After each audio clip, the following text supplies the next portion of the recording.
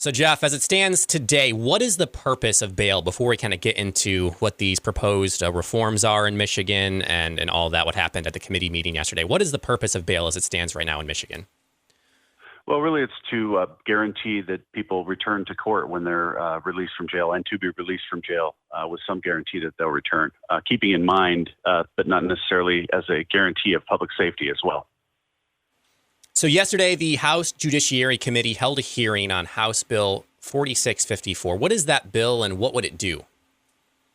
Yeah, really, you're talking about 4655 and 4656. Really, those two bills would implement a version of New York bail reform, which many people have seen in the news. But it would also create a right to affordable bail, meaning that people will be getting out of jail on serious charges on bails that they're able to convince a court they're able to afford. And that's a major move for Michigan. That's really going to change pretrial detention in Michigan and make it very unlikely that even serious offenders are going to spend much time in jail. I never really thought the ability to pay was really ever taken into consideration. Representative Stephanie Young acts like the judge looks down to see if the person's poor and makes the bail astronomical. She said, quote, "You show up and you have $250 to post bail, and I show up and I don't. I get locked up and you go home. That makes no sense." What's your response to that? Well, the witness to her right, the chief district judge from Detroit testified just to the contrary, that many reforms that they've implemented have solved that problem of the low-level sort of nuisance bail offenders, and that they had problems in Detroit where people were serving, sentences longer or in pretrial detention than the actual sentence. In other words, I couldn't afford bail. I was there 14 days on a 5-day charge. So, they've cleaned things up. So I think really what we're talking about here and the real problem here is that they've implemented the release portion of the no bail money bail system without giving prosecutors or judges the ability to detain anybody. So you can get rid of money bail, but here they're just saying, well, we'll just do the release part without the detention part, saying that you can't hold anybody in jail. They're going to afford their bail and they're going to get out. And that's really going to upend things without, giving prosecutors and judges the option that other states have given them when they want to go to this no money bail system.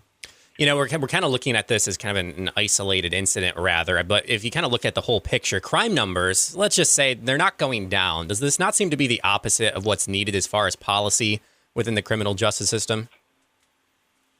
Well, I would encourage people to look at the National Crime Victim Survey because in light of what's going on with the FBI crime statistics, people aren't reporting crime. We've seen that carjacking reportings have gone from 64% of carjackings to 44% of carjackings in the last 3 years.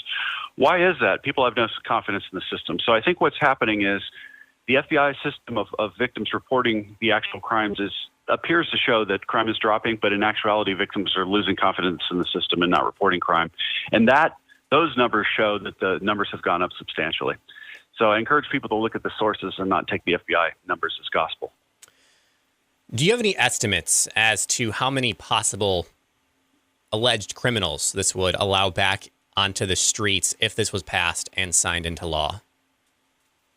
I mean, it would be thousands because there would be no basis to really detain anybody. We would literally say, sir, how much are you able to afford in the next 24 hours from your own personal funds?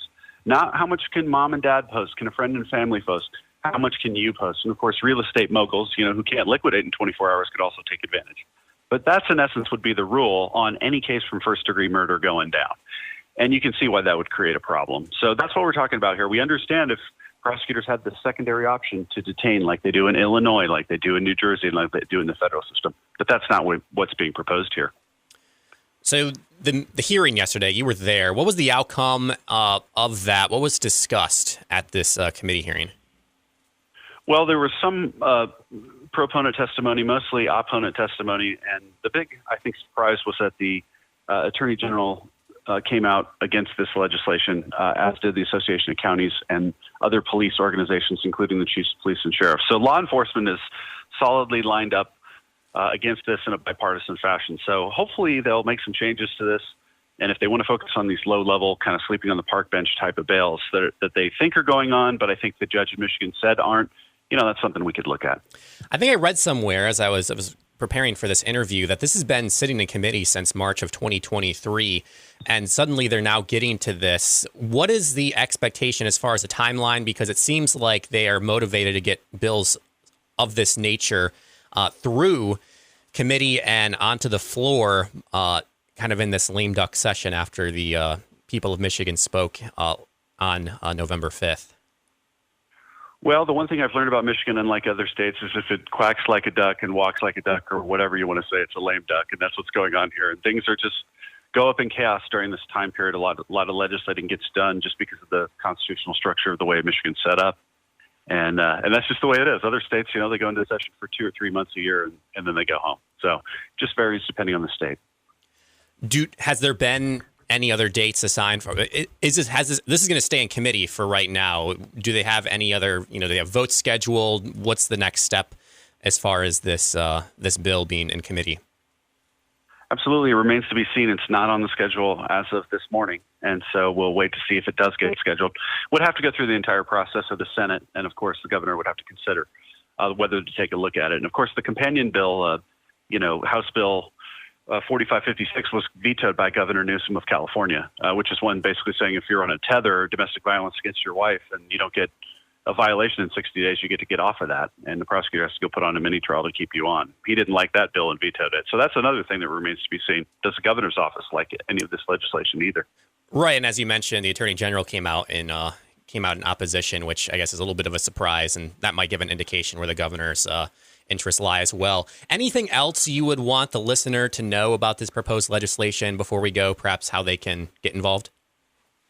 No, I mean, certainly the one reason that the Attorney General opposed this report that underlied this legislation was lack of victim input. So if you are a victim of crime and you want to be heard on these issues, because this would have a serious impact on victims, certainly do contact your local legislator in the House and Senate and let them know how you feel about this. How can people learn more about the American Bail Coalition? We're at AmericanBailCoalition.org, or you can find us on all the social media outlets. That's great. We are speaking with Jeff Clayton, the executive director of the American Bail Coalition. Jeff, thanks for making the time for us today. Appreciate it. Pleasure to be on. Have a good day.